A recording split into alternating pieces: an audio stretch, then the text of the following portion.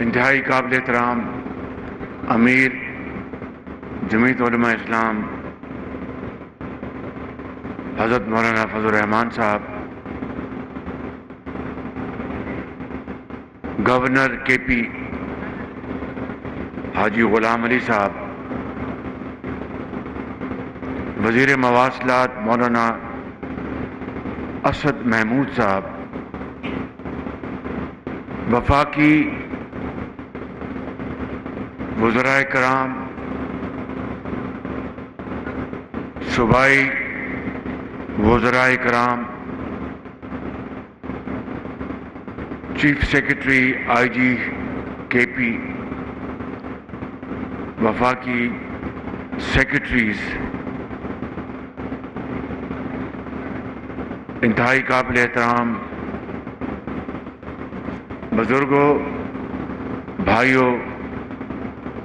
نوجوان ساتھیوں، السلام علیکم۔ آج میرا یہ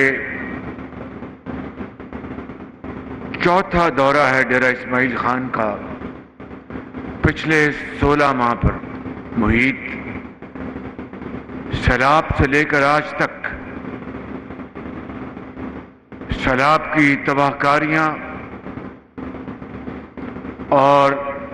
تعمیراتی منصوبوں کے افتتاح، ان سب حوالوں سے میرے لیے یہ بہت عزت کی بات ہے کہ میں یہاں پر آپ کے سامنے ایک مرتبہ پھر حاضر ہوں۔ میرے بزرگوں اور بھائیوں، اس 15-16 ماہ کی قلیل مدت میں جو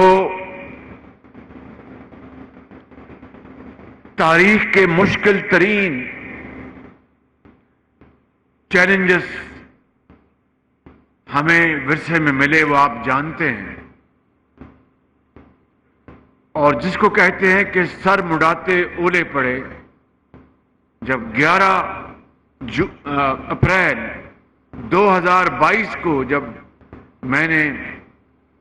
اپنا حلف اٹھایا اپنی ذمہ داری کا،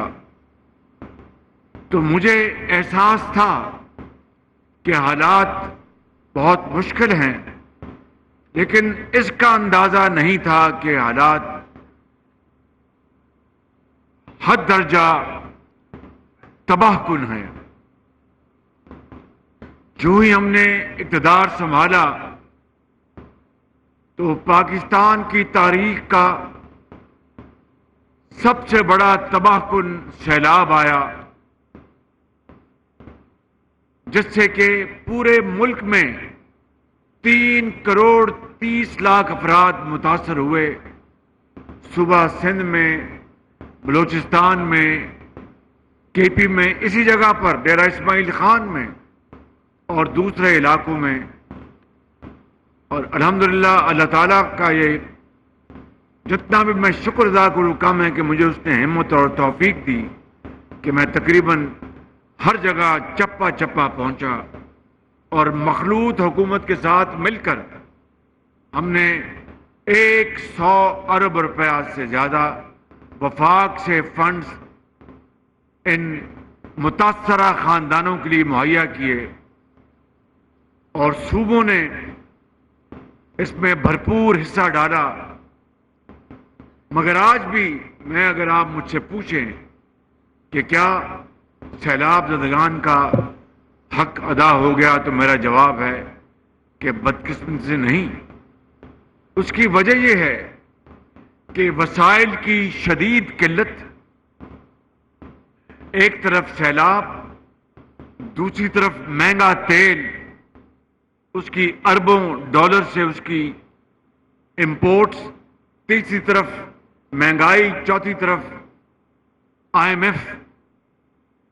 کا جو معاہدہ پچھلی حکومت نے توڑا، دہشت گردی اور سیاسی افراتفری، یہ وہ چیلنجز تھے کہ جس کا میں نے اپنے پورے سیاسی کیریئر میں اس کا میں نے نہ کبھی سامنا کیا نہ کبھی سوچا، لیکن الحمدللہ ہمت نہیں آ رہی اس خدائے بزرگ و برتر جس کے قبضے میں ہم سب کی جان ہے، اس کے سہارے ہم سب کسی دن مولانا فضل الرحمان صاحب مجھ سے پوچھتے تھے کہ وزیر اعظم کیا یہ حکومت ہم نے سنبھالی ہے یہ عوام کو مہنگائی دینے کے لیے؟ کیا یہ ہم نے حکومت سنبھالی ہے آئی ایم ایف کا معاہدہ جو پچھلوں نے توڑا اس کا خمیازہ ہم بھگتیں؟ اور اس طرح درجہ بدرجہ باقی زعماء نے، چاہے وہ پیپلز پارٹی ہے، خود میرے قائد میاں نواز شریف، سب اس بارے میں عوام کے حوالے سے پریشان تھے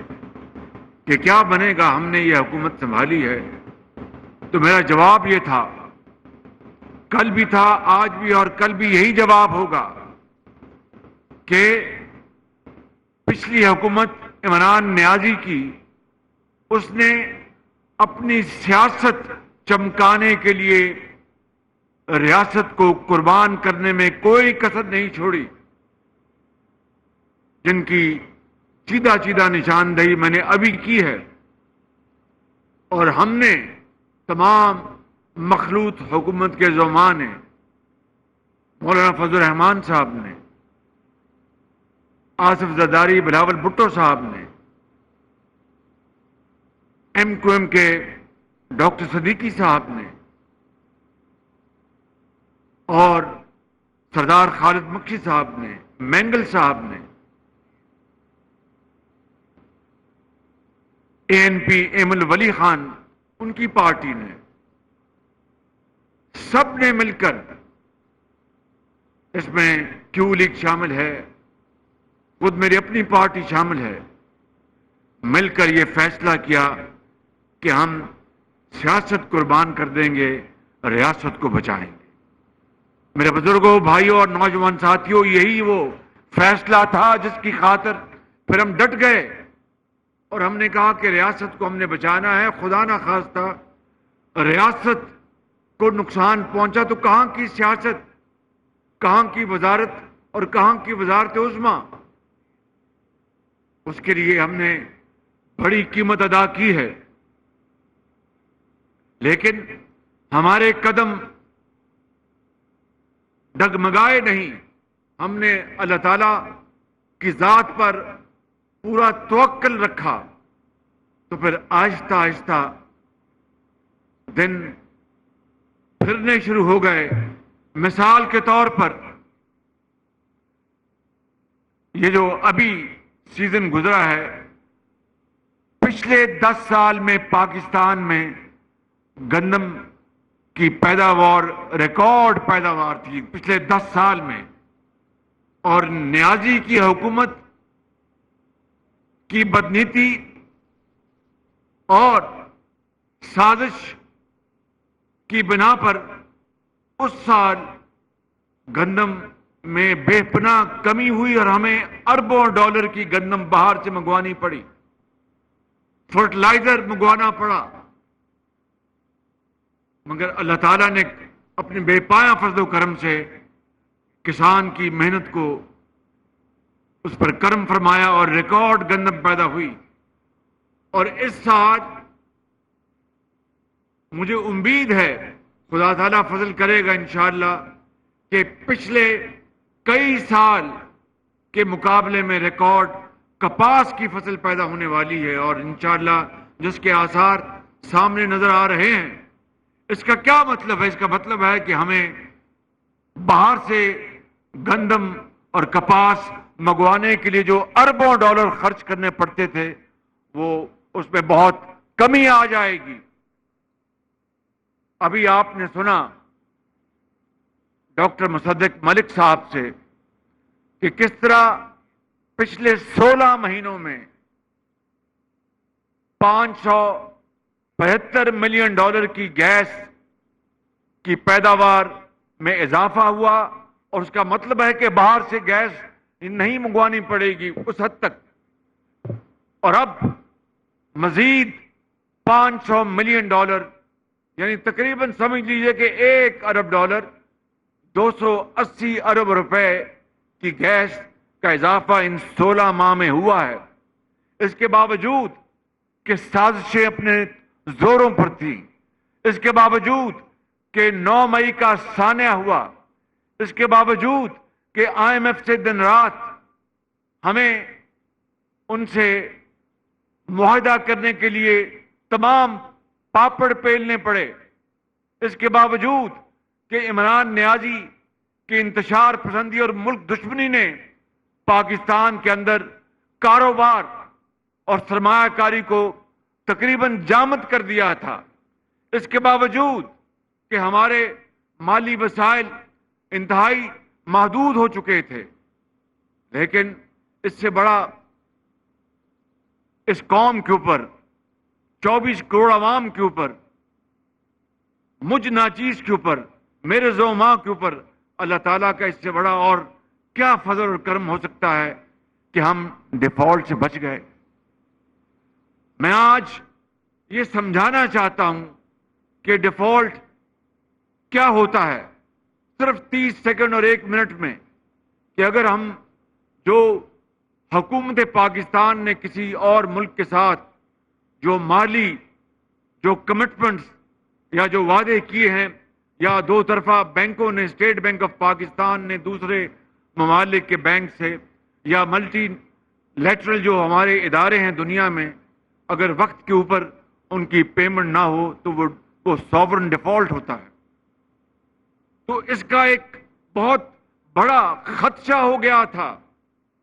اور اس کا قصور میری یا میری حکومت کا نہیں تھا، یہ عمران نیازی نے IMF سے معاہدہ کر کے اس کو اسی طرح توڑا جس طرح وہ دن رات ریاست مدینہ کی بات کر کے 100% اس کے خلاف فیصلے اور اس کے خلاف اقدامات اٹھاتا تھا۔ اور پھر اگر خدا نہ خواستہ یہ ڈیفالٹ ہو جاتا تو کیا ہوتا؟ یہ سن لیجیے بات بڑے غور سے کہ ہماری جو لیٹر آف کریڈٹس ہیں، یعنی جو آپ درآمد کرتے ہیں یا برآمد کرتے ہیں، تو LCs کھلتی ہے بینکوں سے، باہر کے بینک اسے قبول کرنے سے انکار کر دیتے یا اس کی ری کنفرمیشن کرنے سے انکار کر دیتے۔ اگر خدا نہ خواستہ ڈیفالٹ ہو جاتا تو پھر ہمیں پاکستان کے اندر دوائی اور روٹی کے لیے اس کے لالے پڑ جاتے۔ اگر خدا نہ خواستہ ڈیفالٹ ہو جاتا تو ہماری صنعت اور حرفت کو کاری ضرب لگتی۔ اس کے علاوہ میں اور بے شمار اس کے جو کانسیکوینسز ہے گنوا سکتا ہوں، بس اتنا کافی ہے کہ ڈیفالٹ قیامت تک ایک کالا دھبا ہوتا جو میرے ماتھے پر اور میری قبر میں بھی کتبہ لگتا ہوتا کہ اس کے زمانے میں ڈیفالٹ ہوا۔ مگر اس مالک کا میں جتنا شکر ادا کروں کم ہے۔ میں تمام عمر بھر جو میری باقی ہے میں سجدہ ریز بھی ہوں تو اس کا شکر نہیں ادا کر سکتا کہ اللہ تعالیٰ نے کمال مہربانی سے پاکستان کو ڈیفالٹ سے بچایا۔ اور اس میں یہ میری اکیلے کی نہیں، یہ پوری ٹیم کی ایک کارکردگی، ان کی محنت، دن رات محنت ہے، جس کے بدلے میں یہ خدا نے پاکستان کو بچایا۔ اور آج اب ہم اس راستے پر گامزن ہیں کہ زراعت بھی ترقی کرے گی، صنعتیں بھی لگیں گی، صنعتوں کی چمنیوں سے دھواں نکلے گا، یہ گیس، یہ پیٹرولیم، یہ شمسی توانائی، یہ ہوا سے توانائی، یہ تمام منصوبے جس طرح مولانا فضل الرحمان نے بڑے اچھے انداز میں بات کی کہ اگر وہ نظام جس سے کہ پاکستان کے عوام کو فائدہ نہیں ہوا تو ہمیں دوسرا نظام لانا ہوگا، وہ یہی نظام ہے کہ شمسی توانائی ہر جگہ، سولر کی بجلی ہونی چاہیے، اس کے لیے نہ تیل چاہیے نہ گیس چاہیے۔ خدا تعالیٰ نے اس ملک کو بہت شاندار سورج دیا ہے جو بلوچستان کے پہاڑوں پر چمکتا ہے، جو پنجاب کے میدانوں میں چمکتا ہے، اور ہوا کے بے شمار کوریڈورز ہیں، پن بجلی کے اتنے بڑے ذخیرے ہیں، اور من حیث القوم میں کہوں گا 75 سال میں ہم سے بہت بڑی فاش غلطی ہوئی کہ ہم نے پن بجلی کے منصوبوں کے اوپر توجہ نہیں دی. جتنے ارب خرب لگ گئے تیل اور بجلی اور گیس کے منصوبوں کے اوپر، اگر اس کا آدھا سرمایہ بھی 75 سال میں یہ داسو ڈیم یا دیامیر بھاشا، یہ منجی، اس کے اوپر ہم نے منصوبہ بندی کر کے لگائے ہوتے تو ڈیرہ اسماعیل خان اور بنو کے بزرگوں اور بھائیوں اور نوجوانوں میں بلا خوف تردید کہنا چاہتا ہوں کہ آج پاکستان میں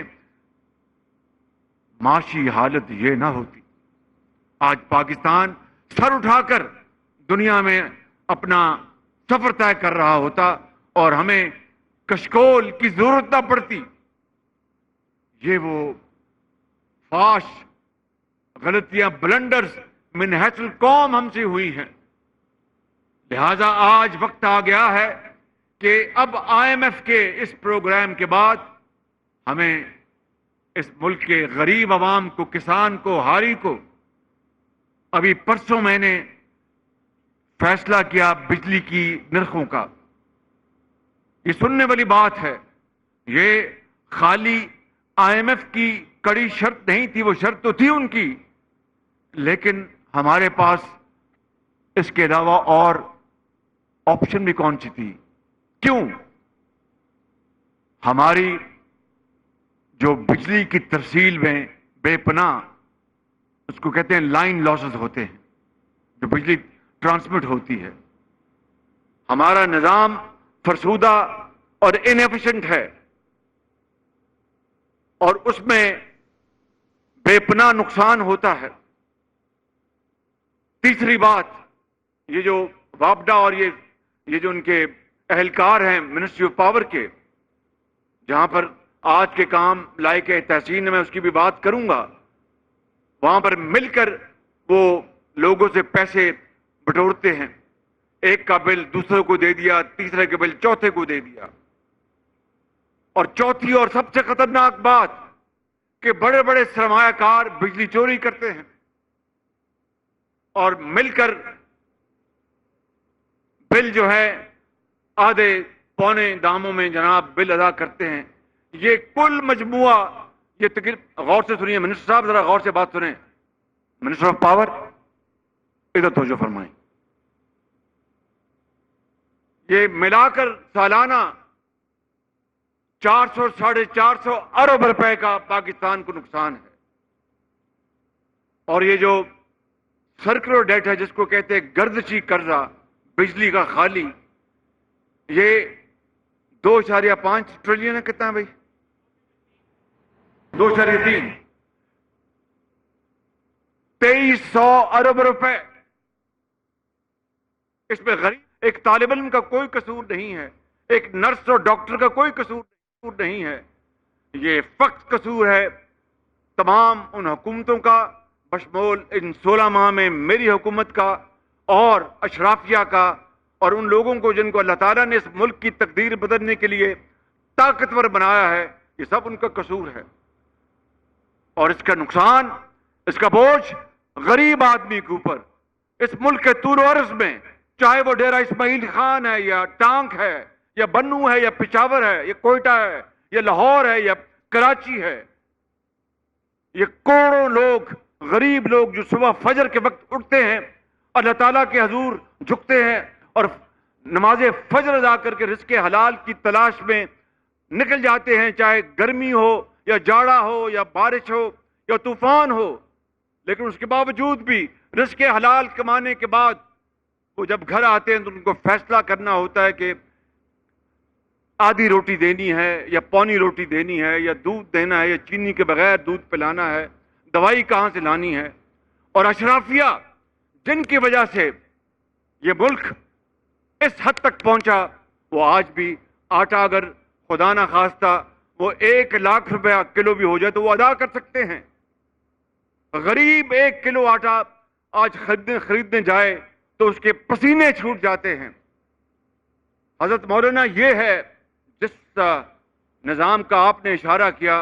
اور جس تبدیلی کے لیے آپ نے ایک باقاعدہ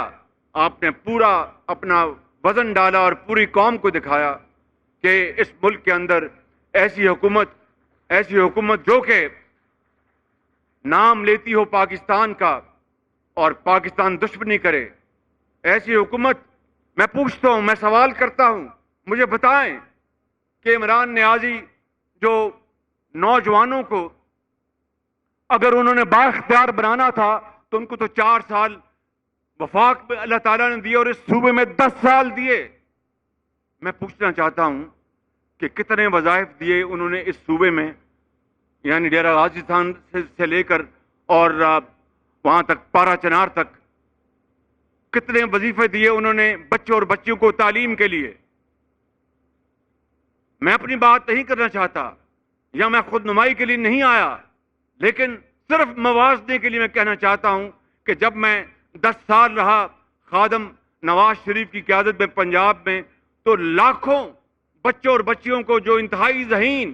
قابل مگر ان کے پاس وسائل نہیں تھے، ان کے والدین کے پاس رزق حلال کمانے کے باوجود ان کو ہم نے وظائف دیے اربوں روپے کے،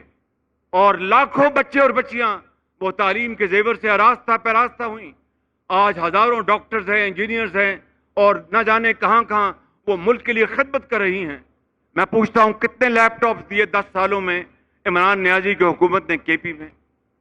ہم نے اللہ تعالیٰ کے فضل و کرم سے لاکھوں پنجاب میں اور نواز شریف کی قیادت میں وفاق میں لاکھوں لیپ ٹاپ میرٹ پر محنتی بچوں اور بچیوں کو دیے تاکہ وہ ہنر سیکھیں اور ملک کی ترقی میں اپنا پورا کردار ادا کریں۔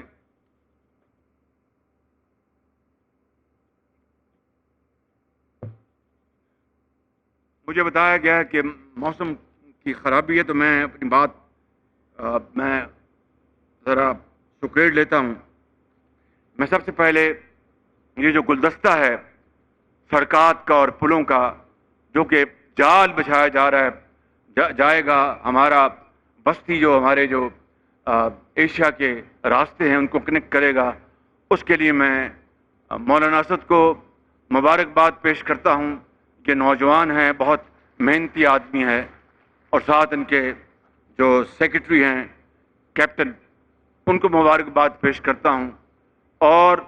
بٹانی کا جو کنواں ہے گیس کا، اس کی تلاش میں اس کی محنت جو کی گئی، میں اس کے لیے جناب ایم او ایس ڈاکٹر مصدق اور کیپٹن محمود کو مبارکباد پیش کرتا ہوں۔ انہوں نے ایک بڑا کام کیا ہے، اور بجلی کا جو ٹرانسمیشن لائن جو یہاں سے جائے گی دوب تک، وہ مکمل ہو چکی، لیکن وہاں پر آگے تاخیر ہوئی کیونکہ وہاں پر جگہ نہیں ملی۔ وہ اب انشاءاللہ وہ بھی مکمل ہوگا۔ اس کے لیے میں minister water and power Khurram Dastgir اور سیکرٹری لنگڑیال کو مبارکباد پیش کرتا ہوں۔ لیکن یہ کام آٹے میں نمک کے برابر ہے۔ اگر اس قوم کی حالت بدلنی ہے تو کشکول توڑنا ہوگا، اور کشکول ایسے نہیں ٹوٹے گا۔ وہ جو شہنشاہی اخراجات جو ہیں، جو ملک کے اندر کرپشن ہے، جو میں نے جس کا ابھی کچھ چیزوں کا ذکر کیا ہے، اس کا جب تک خاتمہ نہیں ہوگا اور پوری قوم مل کر آگے نہیں بڑھے گی، ملک ترقی نہیں کر سکتا۔ لیکن الحمدللہ وقت آ گیا ہے، اب ہم نے ایک نیا جامع منصوبہ بنایا ہے، اس کی بنیاد رکھ دی ہے ایس آئی ایف سی کی، جس کو میں معاشی ریوائول پروگرام کہتا ہوں، جس میں سر فہرست زراعت ہے، معدنیات ہیں، اربوں کھربوں ڈالر کے معدنیات ہیں پاکستان میں، مگر ایک دھیلے کی عام آدمی کو اس کا فائدہ نہیں پہنچا۔ فیسیں ہم نے بھر دی وکلا کی اربوں روپے، لیکن جو رب تعالیٰ نے زمین میں ہمیں جو دولت دی ہے وہ اتنی ہے کہ ہمیں کسی اور چیز کی حاجت نہیں رہے گی۔ لہذا ان تمام چیزوں کو، اس نظام کو ٹھیک کرنے کے لیے اللہ تعالیٰ کے فضل و کرم سے ایک نظام بن چکا ہے، جس کا آغاز ہو چکا ہے۔ اس میں پوری حکومت شامل ہے، اس میں وفاق کی حکومت شامل ہے، چاروں صوبوں کی حکومتیں شامل ہیں، ہمارا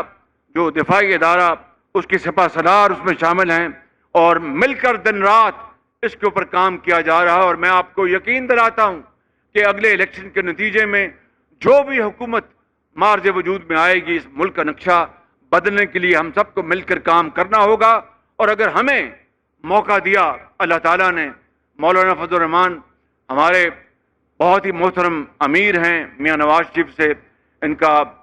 بھائیوں جیسا تعلق ہے، لیکن تعلق ان سے میرا تھا جو کہ بڑھ کر پر میاں نواز شریف صاحب سے بنا. میں ان کا، میاں نواز شریف بےحد احترام کرتے ہیں، اور انشاءاللہ مل کر ہم اس ملک کی تقدیر بدلیں گے اللہ تعالیٰ کے فضل و کرم سے. شبانہ روز محنت کر کے، قربانیوں سے ہم انشاءاللہ اس ملک کو بنائیں گے عظیم. میں آخر میں آپ سب کا بہت شکریہ ادا کرتا ہوں. اللہ تعالیٰ ہم سب کا حامی ناصر ہو. میرے ساتھ ایک نعرہ لگائیں: پاکستان، پاکستان، قائد اعظم. ہم پرعزم ہیں آپ کو آگاہ کرنے کے لیے. اگر آپ دنیا بھر سے حاصل ہونے والی اطلاعات، معلومات اور خبریں جاننا چاہتے ہیں تو ابھی سنو نیوز کا یوٹیوب چینل سبسکرائب کریں اور بیل آئیکن پر کلک کریں.